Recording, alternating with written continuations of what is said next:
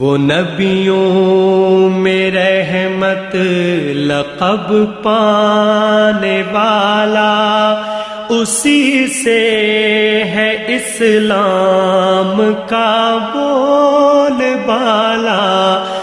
नाज़रीन, अवामी न्यूज़ में ख़बरनि जो सिलसिलो जारी है। इन वक्त असीं तव्हांखे मसूद बुरगड़ी में ख़बर ॾींदा हलूं त मसूद बुरगड़ी में जमायत असला अल मुस्लिमीन पारां जश्न ईद मिलाद नबी रैली कढी वई है। रैली जींद कोट खां थींदे मसूद बुरगड़ी जे बस स्टॉप ते पहुती। रैली में शरीक आशिकाने रसूल आका जी आमद मरहबा मरहबा या मुस्तफ़ा मरहबा जा नारा हणंदा झूमदा रहिया, जिते अॻुवाण हाफ़िज़ गुलाम कुबरिया सिकंदरी, मौलवी फतेह अली, ख़ालिद तुर्क, शकील राजपूत ऐं ॿियनि चयो त प्यारे पैगंबर मुसलमान उम्मत लाइ रातूं जागे अल्लाह पाक खां दुआऊं घुरियूं, पोइ छो न हिन जी मेलाद मल्हाई ख़ुशी जो इज़हार कयो वञे। अॻुवाण चयो त आका ॿिन्ही जहाननि जो सरदार है, जंहिंजी क़यामत जे ॾींहुं शफ़ाअत मिलण जे बदौलत अल्लाह पाक आसानी पैदा कंदो। हिन चयो त जेको अल्लाह जे तरफ़ां आका खे महबूब जो शरफ़ मिलियो, उन जे करे ही असां खुश नसीब उम्मत आहियूं। रैली में ॿारनि ॿुढड़नि खां सवाइ नौजवान वॾे तादाद में शिरकत कई है। मज़ीद खबरों और तफसीलात के लिए विजिट करें हमारी वेबसाइट www.awamiNewsHD.com।